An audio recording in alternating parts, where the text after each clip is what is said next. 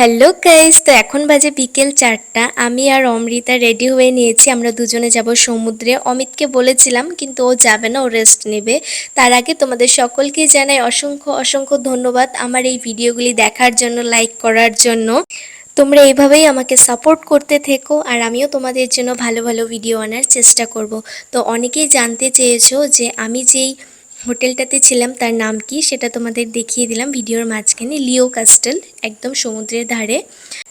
আমি আর অমৃতা দুজনেই পৌঁছে গেছি সমুদ্রে একদম সামনে, যার জন্য অমিত আমাদের দুজনকে ছাড়তে একদমই ভয় পায়নি। কিন্তু তার মধ্যে একটা কথা আছে, তোমাদের ভিডিও চলাকালীনই আমি বলবো। অমৃতা আবারও ডাব দেখে বলছে, মা আমি ডাব খাবো, মানে ডাবের জল খাবে। তো আমরা দুজনে মিলে ডাবের জল খাচ্ছি আর দেখলাম যে অমিত চলে আসলো। আমি আর অমৃতা সমুদ্রের পাশে একটি গাড়ি অনেকক্ষণ থেকে লক্ষ্য করছি। তো ওই গাড়িটা চড়ার ইচ্ছে ছিল অমৃতার, আমি তো চালাতে পারবও না। তো যেটা হলো, আমি ওই গাড়িতে উঠে কয়েকটা ফটো তুলে নিলাম।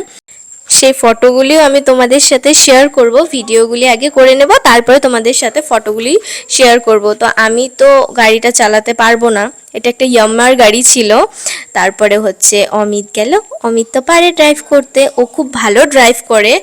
তো অমৃতাও ওর সাথে গেল। কিন্তু কি হলো ব্যাপারটা, ওরা বাপ বেটি দুজনে মিলে সারা সমুদ্র ঘুরছে আর আমি এইদিকে টেনশন করছি, কারণ অমৃতা পিছনে একা বসেছে আর এটা দেখতেও আলাদা। কিন্তু কি করব, উপায় নেই, টেনশন ছাড়া তো আর কিছুই নেই কপালে। একটু আগে তোমাদের বলেছিলাম একটা কথা, সেটা হলো আমি আর অমৃতা যখন একা এখানে এসেছি, অমিত জানালা দিয়ে দেখছিল, সেজন্যই ও আমাদের দুজনকে একা ছেড়েছে, না হলে নিজের জায়গাতে ছাড়তে 10 বার ভাবে। তো আমিও সেটা ভাবতেছিলাম, আমার কাছেও সেটা একটা অবাস্তব কিছু লাগছিল যে অচেনা জায়গায় আমাকে আর অমৃতাকে একা একা ছেড়ে দিল। কিন্তু ও জানালা দিয়ে আমাদের দুজনকে দেখছিল, তারপরে বলে যা জানালায় কতক্ষণ দাঁড়িয়ে দাঁড়িয়ে দেখবো, তা আমিও চলে আসি। তারপরে ও ওইখানে চলে আসলো। তাহলে ভাবো, আমিও তো ভাবছি উমা এটা কি করে সম্ভব। তো বাপ বেটি দুজনে ঘুরে ফিরলো। দেখো এখানে হচ্ছে পমফ্রেট ফিশ রাখছে, আর আছে পাশে ক্র্যাব, যেটাকে আমরা বলে থাকি কাঁকড়া। তো এইগুলি কিন্তু এই মাত্রই সমুদ্রের থেকে নিয়ে এসে এখানে রাখছে। যখন কেউ খাবার জন্য অর্ডার দিবে তো ওনারা সাথে সাথে সেটাকে ভেজে দিবে। তো অমিত আমাকে বলছে তুমি কি খাবা, কাঁকড়া খাবা, চিংড়ি খাবা, কি খাবা? তো আমি কোনোদিনও কাঁকড়া খাইনি, তো আমার সেটা খাওয়ার কোনো ইচ্ছেও ছিল না। তো আমি খুব পছন্দ করি চিংড়ি মাছ, চিংড়ি মাছ আমার প্রিয়। আর অমৃতারও প্রিয় হচ্ছে চিংড়ি মাছ। তো আমি বললাম আমরা দুজন চিংড়ি মাছ খাবো। তো 1 প্লেট চিংড়ি নেওয়া হলো, যেখানে 10টা চিংড়ি ছিল।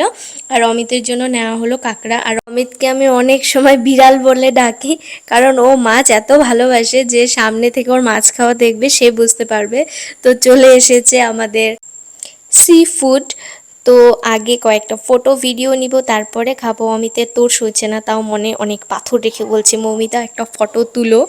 তো ওর যাই হোক ফটো তুলে নিয়ে এখন আমরা কাঁকড়া আর চিংড়ি মাছ খাবো। তো অমিতের কাঁকড়া খাওয়া দেখে অমৃতাও বলল যে ও খাবে, তো ওরও খুব ভালো লেগেছে। অমিত আমাকে বলল সমুদ্রে এসে যদি কাঁকড়া না খাও এটা কি আর ভালো দেখায়। তারপরে আমিও একটু খেলাম, ভালো লেগেছে, ক্রাঞ্চি ছিল। ওনারা ভাজাটাও এত সুন্দর করে ভাজে না, খুব ভালো লাগে। অমৃতা দেখো আমার সাথে আমার মুখের সামনে নিয়েও আবার কুড়িয়ে নিচ্ছে, তো খুব ভালো লাগলো। যার জন্য আমরা পরে আরেকটি নিয়েছিলাম কাঁকড়া আর হচ্ছে পমফ্রেট ফিশ। কিন্তু পমফ্রেট ফিশটা আমার একদম ভালো লাগেনি। আমাদের এগুলি খেয়ে একদম পেট ভরে গেছে, আর অমৃতাও টুকটুক টুকটুক করে কিন্তু ভালোই খেয়েছে, ওরও খুব পছন্দ হয়েছিল সেই কাঁকড়া, চিংড়ি মাছ, পমফ্রেট ফিশ। আমি যদি কাঁকড়াটা না খেতাম তাহলে হয়তো কিছু একটা মিস করতাম, কারণ সত্যিই সেটা খুবই টেস্টি ছিল। আমার এখানে সবথেকে যে জিনিসটা ভালো লাগলো যে সমুদ্রের থেকে এনে নিয়ে সাথে সাথে ভেজে দিচ্ছে। তো এই জিনিসটার জন্যই আমি খেয়েছি কাঁকড়াটা, যে না সেটা একদম ফ্রেশ ছিল।